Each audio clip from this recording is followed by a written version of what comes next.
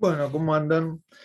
En este video vamos a ver el capítulo 1 de Historia de Artigas y la Independencia Argentina, que es una obra de Eduardo Ascuya Meguino. Este autor es economista en su formación, pero es uno de los que se especializa en cuestiones agrarias, historia las cuestiones agrarias, y trabajó mucho la figura de Artigas y su reglamento de tierras y todo eso. Así que en el capítulo 1, que se denomina La Revolución de Mayo, el, lo que hace es, digamos, desarrollar una postura muy interesante que nosotros destacamos en la cátedra y que, digamos, lo utilizamos para comparar otras perspectivas en cuanto a lo que fue la Revolución de Mayo. Bueno, el autor dice en la introducción que la Revolución del 25 de mayo de 1810 abrió un largo y tortuoso periodo histórico que estaba orientado al logro de la independencia de los pueblos que conformaban el virreinato del Río de la Plata, que el objetivo independentista era la consigna, ¿no? Una consigna que unificaba un frente antiespañol y que solo se lograría una base socioeconómica con plena soberanía del Estado en gestación si había un decidido avance en la transformación democrática de la sociedad colonial. Eh, bueno, enfrentada a esta alternativa que recién dije, y que obviamente, repito, de Ascuya Meguino, había un grupo que prefería la continuidad de las relaciones precapitalistas y de los sistemas coactivos coloniales, que eran los grupos criollos elitistas, que solamente preferían dejar de ser los intermediarios de la península, o de los peninsulares, o de España, y que finalmente eh, este rumbo, este ala impulsado por los grandes comerciantes y los terratenientes es el que logra imponerse, solo después de haber derrotado o neutralizado a quienes procuraban una verdadera lucha anticolonial, reformista y de ampliación democrática. Según Ascuya Meguino, hubo 3 ciclos históricos políticos del ala más radical del Frente Revolucionario. Primero, el ciclo morenista, ¿no?, que se desarrolló entre mayo y diciembre de 1810, cuando desaparece de la escena Mariano Moreno. Luego, el ciclo artiguista, que es desplegado a partir de 1811 hasta 1820, que es derrotado Artigas en Tacuarembó y desaparece de la escena rioplatense. Y luego el ciclo paraguayo, ¿no?, que es la continuidad, que en realidad se inicia con la Revolución Paraguaya de 1811 y se profundiza a partir de 1814 con el doctor Francia, y que termina tras la derrota de la guerra tripladense en 1870. El primero de estos ciclos fue anulado políticamente, y los otros dos solo pudieron ser anulados una vez que fueron derrotados militarmente. Bueno, después plantea de cómo era la sociedad y de ese estado colonial a inicios del siglo XIX. Los americanos estaban obviamente sujetos a una explotación colonial a través de un régimen socioeconómico de producción impuesto por los conquistadores, y que se basaba en la extracción compulsiva del plustrabajo sobre las grandes mayorías indígenas, de negros, de mestizos, de mulatos, inclusive de los blancos pobres. Por otro lado, las élites locales hispano-criollas solo soportaban algunas trabas económicas y limitaciones políticas que les imponían el sistema colonial. El poder español estaba concentrado en el Estado colonial y se expresaba a través del virrey, la audiencia, los funcionarios de la corona, las fuerzas armadas del rey. Y este poder colonial mantuvo mucho tiempo un monopolio comercial que buscaba reprimir el contrabando en desmedro de la expansión de otras naciones, ¿no? De otras potencias. Esto también afectaba a parte de la élite hispano-criolla, ¿no? Que se dedicaba al comercio, a la producción o a la producción exportadora y se sumó a la lucha revolucionaria no con el objetivo igualitarista, sino de eliminar el centro estatal y así, de España, ¿no? Y así alcanzar el pleno poder. Ascuya Meguno dice algo así como revolución sí, pero hasta cierto punto, ¿no? Ahora sí podemos observar la existencia de un frente antipeninsular muy heterogéneo, ¿no? Donde se expresaron distintos sectores con intereses distintos. Un sector que se fue posicionando en el periodo post-revolucionario, ¿no? Como la élite o como la hegemonía, o hegemónico, fue el sector terrateniente en formación y en expansión. Este sector, integrado por los hacendados criollos, se fue constituyendo en propietario de la mayor parte de las tierras y subordinando sobre esta a los pobladores sin títulos, sin fortuna, y su principal producto de exportación fue el cuero y otros productos derivados de origen vacuno. En segundo lugar, fue quedando el sector de los comerciantes, que se fueron acomodando y asociando sus intereses a las otras potencias, ¿no? Como por ejemplo Inglaterra. Este sector, sin embargo, poseía fuertes vínculos con este sector terrateniente en crecimiento. Y junto a estos sectores, de forma subordinada, se sumaron los mercaderes, los tenderos, los pulperos, que también sufrían las consecuencias del monopolio. Estos sectores mercantiles y terratenientes levantaban la bandera de la élite porteña, que era la libertad de comercio, era su principal bandera. Por fuera de estos sectores estaba la principal fuerza social, que propiciaba una verdadera lucha anticolonial y que estaba compuesta por los campesinos en todas sus fracciones y castas, digamos.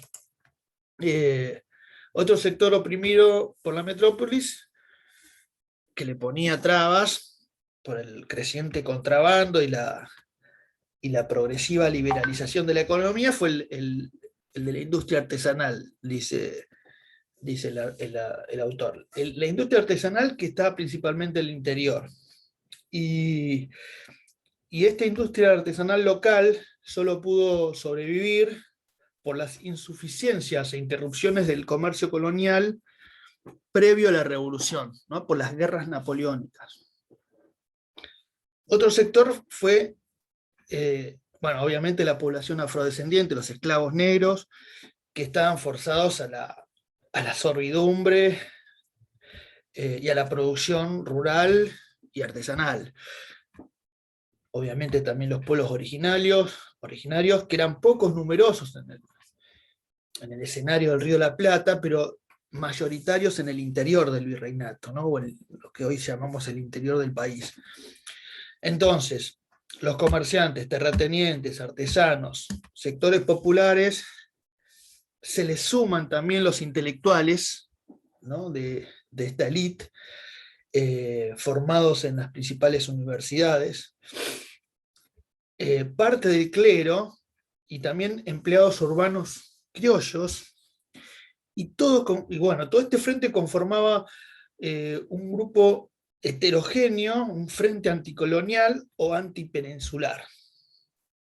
Otro sector oprimido, dice Ascuya Meguino, fue el de las mujeres, ¿no? Y ahí integra la cuestión de género en este capítulo, de todos los sectores sociales, ¿no? Quienes sufrieron una sociedad patriarcal, de desvalorización de las acciones de las mujeres y con una expresión jurídica machista que obstaculizaba digamos, la autonomía de las mujeres, ¿no? Propio de la época. Bueno, ¿qué más? La época estuvo influida por la Revolución Inglesa, la Revolución Norteamericana, la Francesa y los levantamientos a fines del siglo XVIII en el Perú y en Alto Perú, ¿no? Lo que caracteriza el levantamiento de Tupac Amaru fue que movió los cimientos del edificio español en las colonias americanas, dice el autor. Y también lo que lo caracterizó fue la incorporación de indios, mestizos, esclavos y blancos pobres al movimiento insurreccional. Además, fue orientada, esto ya lo vimos, fue orientada, dirigida por estas capas subordinadas, ¿no? De acá en adelante, estos sectores nunca más lideraron la lucha libertadora, sino que servían de carne de cañón de las élites revolucionarias. El autor también discute con las posiciones historiográficas que plantean de que la revolución fue movida por vientos externos y que la generación de Mayo hizo la revolución sin saberlo. Y bueno, él formula la hipótesis de que los revolucionarios sabían muy bien lo que hacían y dice que hay evidencias desde 1804 y que se profundizan con las invasiones inglesas. A partir de la reconquista de Buenos Aires se va conformando los grupos políticos secretos, partidos, con diferentes intereses en base a lo que estaba ocurriendo en Europa, ¿no? Después de las invasiones inglesas, los criollos no solo tomaron conciencia política, sino que se estructuró un nuevo actor político que son las milicias populares. En el año 1808 fue el año en que se produce la invasión napoleónica en España y fue de gran convulsión en las colonias americanas. Controversias con el virrey Liniers por su origen francés, la formación de la Junta de Montevideo enfrentado al virrey, las pretensiones portuguesas, el movimiento carlotista, todo esto que ya lo vimos, etcétera. Y al otro año, en 1809, comienza con un intento juntista en Buenos Aires que buscaba separar a Liniers del virreinato, y este intento, como ya sabemos, encabezado por los monopolistas, fracasa gracias al apoyo de las milicias populares criollas que le dieron al virrey Liniers. Bueno, ese mismo año sin embargo, la Junta Suprema de España lo que hace es remover a Liniers y nombra a Cisneros como virrey del Río de la Plata, y cuando se hizo presente, este debió reprimir intentos juntistas en el Alto Perú, y además ante la crisis financiera debió abrirle el comercio a los ingleses, como vimos en la clase pasada. Bueno, ¿cómo fueron los sucesos de Mayo? El autor habla de que había perspectivas independentistas, como dije al principio, y a comienzos de 1810 la actividad de los revolucionarios empezó a aumentar. Esto Cisneros lo sabía, ¿no? Y la actividad política, obviamente, debía ser clandestina. El autor habla que había una crisis orgánica en la dominación colonial y solo faltaba que los revolucionarios pasasen a la acción ante algún cambio de escenario. Bueno, este cambio de escenario ocurrió cuando llegó la noticia de que en España había caído la Junta Central Suprema y Cisneros no le queda otra que informar esto el 18 de mayo, el 19 se reclama un cabildo abierto, el 20 el virrey lo que hace es consultar a las milicias populares y estas terminaron apoyando a que abdique el virrey y que se conforme el cabildo abierto. El 21 se convocó a los vecinos. Bueno, el 22 se realizó la asamblea en el cabildo abierto y en ella se votó que el virrey debía abdicar y que el cabildo elegiría una nueva junta de gobierno. El 24 finalmente la junta elegida por el gobierno, por el cabildo, mejor dicho, era presidida por el mismo Cisneros, que fue una maniobra resistida por los revolucionarios y de forma amenazante finalmente se terminó conformando la Junta del 25 de mayo que todos conocemos y que historiográficamente se llama la primera Junta. Ahora, después se pregunta, ¿la Revolución de Mayo fue verdaderamente una revolución? Se pregunta esto el autor, ¿no? Y él dice que el hecho de que hubo nuevos grupos sociales que se hicieron cargo del poder estatal es un hecho revolucionario. Más precisamente fue una revolución anticolonial, independentista, ¿no? Pero aclara el autor que no fue una revolución social, pues no cambió de forma significativa las condiciones de los grupos subordinados. Hubo intentos de formar las viejas estructuras, pero estos intentos fueron derrotados por el sector más conservador de este frente revolucionario. Como dije al principio, era un frente, y lo decía Escudo Miguel, un frente heterogéneo. También la inexistencia de una burguesía local impidió que se crearan las condiciones más favorables para el desarrollo capitalista, como sí ocurrió, por ejemplo, en Estados Unidos. También debemos entender que fue una revolución violenta, ¿no? Contraria a las posturas de la historia oficial, y con contenido popular. ¿No? No fue una revolución aristocrática, como decía Mitre.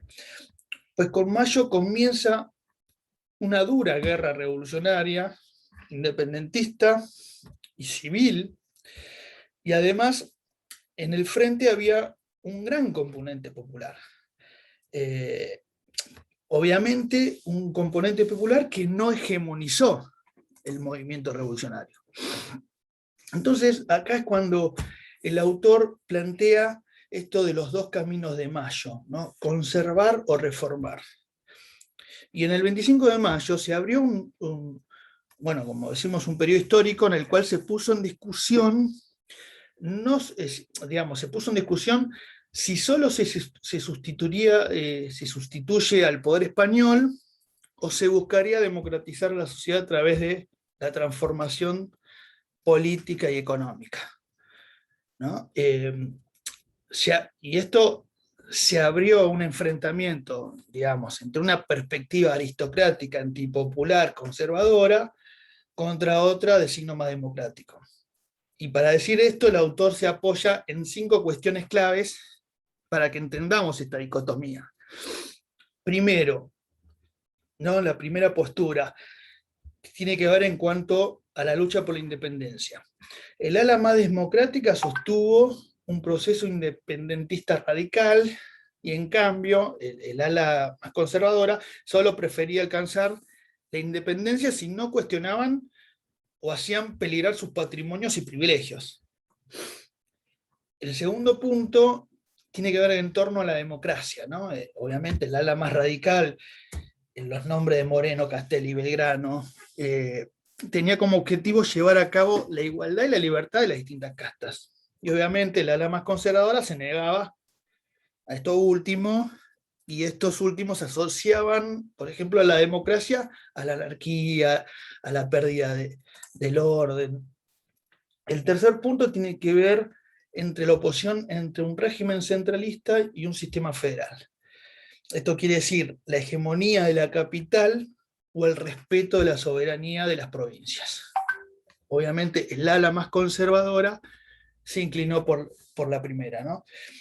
Y la separación del Alto Perú, el Paraguay, la banda oriental, tuvo que ver con esta victoria de tendencias centralistas, cosa que favoreció, a su vez, dice el autor, la iniciativa de las grandes potencias europeas, de este dividir y reinarás, en desmedro de la unidad latinoamericana.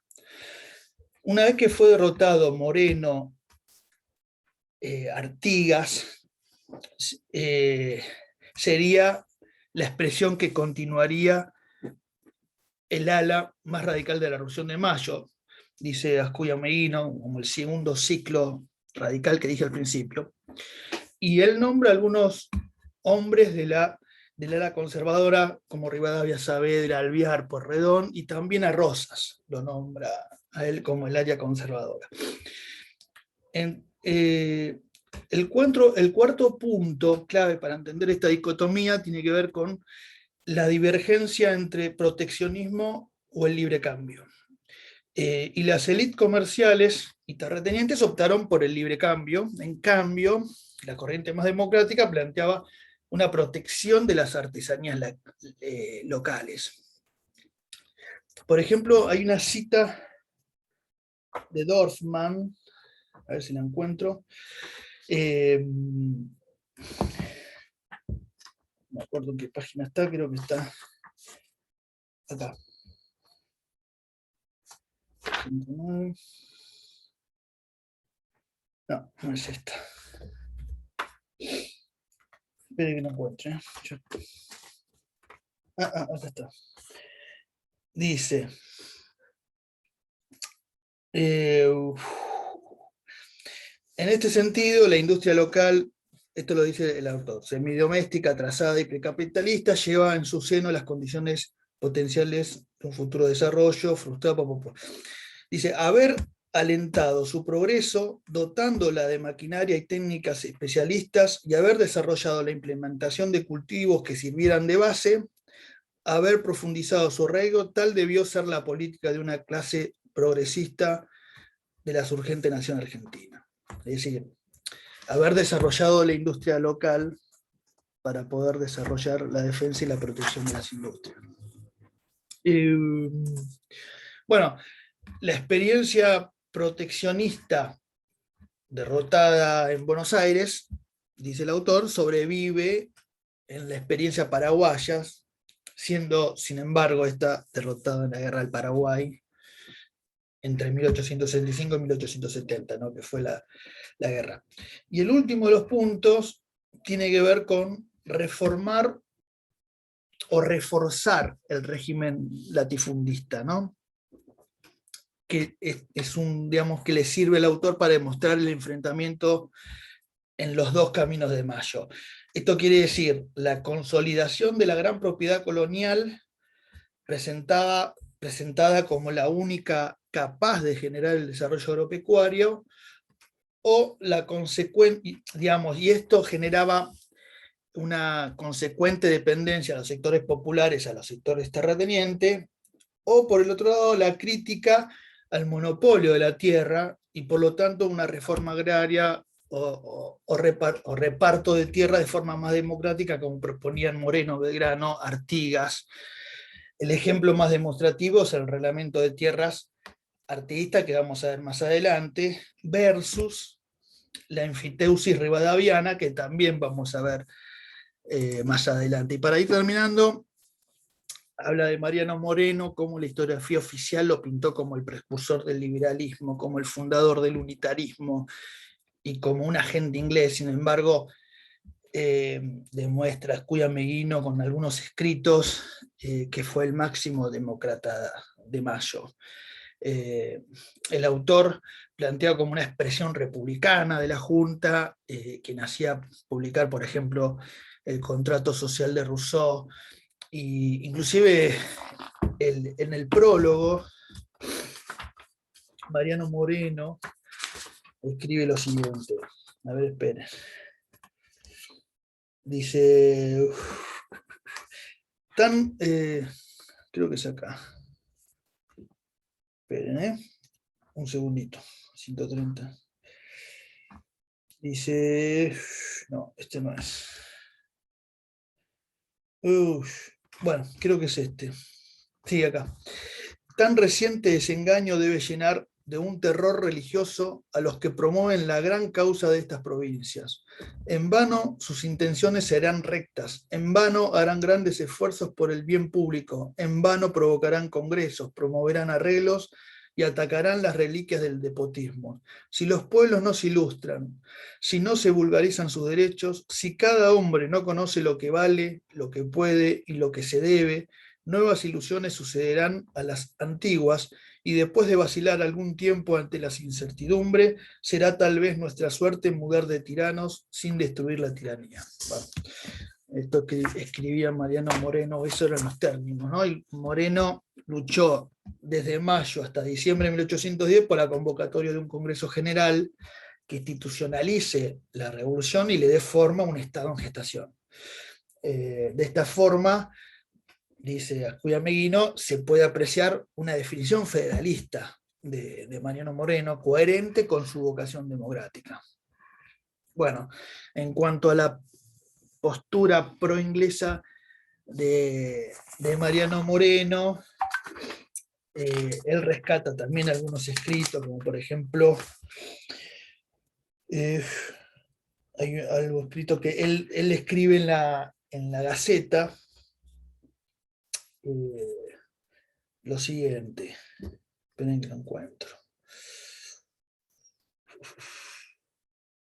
No lo encuentro. Acá está. Los pueblos deben estar siempre. Habla de los ingleses. Los pueblos deben estar siempre atentos a la conservación de los intereses y derechos y no deben fiar sino de sí mismo. El extranjero no viene a nuestro país a trabajar en nuestro bien, sino a sacar cuantas ventajas pueden proporcionársele. Recibámoslos, enhorabuena, apreciemos las mejoras las mejoras de su civilización, aceptemos las obras de su industria y franquémosles los frutos de la naturaleza nos reparte a mano llena. Pero miremos sus consejos con la mayor reserva y no incurramos en el error de aquellos pueblos inocentes que se dejaron envolver en cadenas en medio del embelezamiento que les había producido los chiches y avalorios. Aprendemos de nuestros padres. Bueno, nada, esto para contradecir aquellas posturas historiográficas de este Moreno pro-inglés que fue, según en definición del autor, el máximo demócrata de Mayo. Bueno, listo. Esto era el primer capítulo. Nos veremos el viernes.